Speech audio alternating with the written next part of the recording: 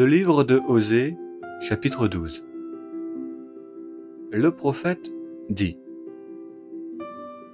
Éphraïm m'entoure de mensonges, et la maison d'Israël de traîtrise.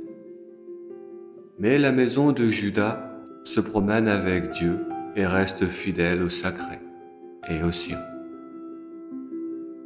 Éphraïm se nourrit de l'esprit de tromperie quand il poursuit l'Orient.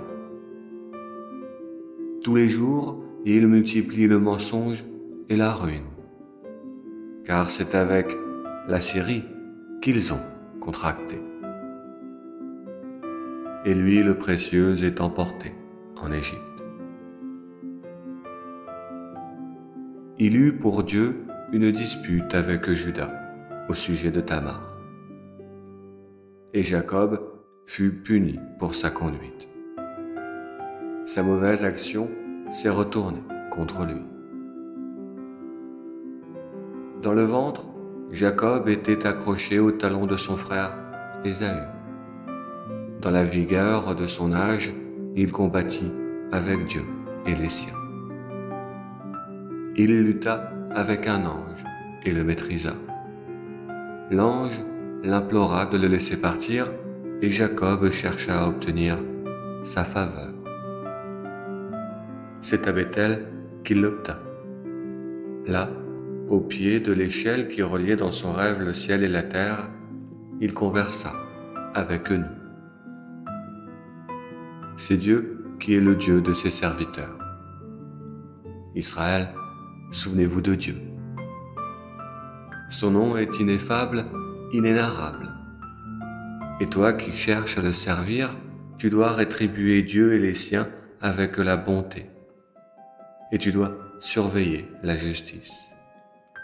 Et tu dois rester attaché continuellement avec Dieu et les siens.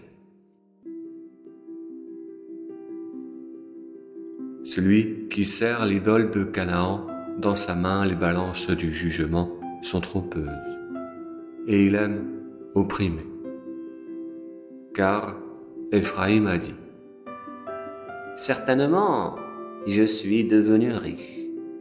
J'ai trouvé la richesse par moi-même, et dans tout mon travail, ils ne trouveront pas de dépravation qui soit un vice. Et Dieu lui répondit: Je suis l'Éternel, ton Dieu.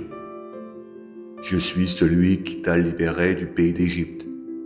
Et de nouveau, je te laisserai bivouaquer dans les tentes comme au temps du tabernacle. Quand je parlais aux prophètes, que je multipliais les révélations et que je ressemblais, pour les prophètes, à une main.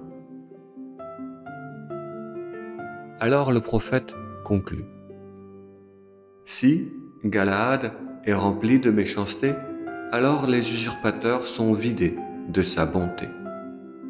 De même, si à Gilgal, il sacrifie des bœufs, les autels de sacrifice sont alors comme des pierres dans les sillons de son champ.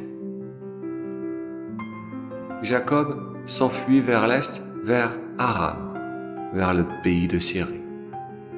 Et durant son exil, Israël servit Laban pendant 7 ans pour une épouse, Léa. Et il garda de nouveau 7 ans les troupeaux de Laban pour obtenir Rachel comme femme.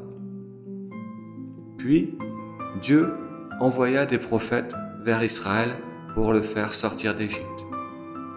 Et par un prophète, Israël était surveillé. Éphraïm a hérité amèrement Dieu. Il devra quitter ses hécatombes et il sera rétribué de ses offenses par son maître, Adonai.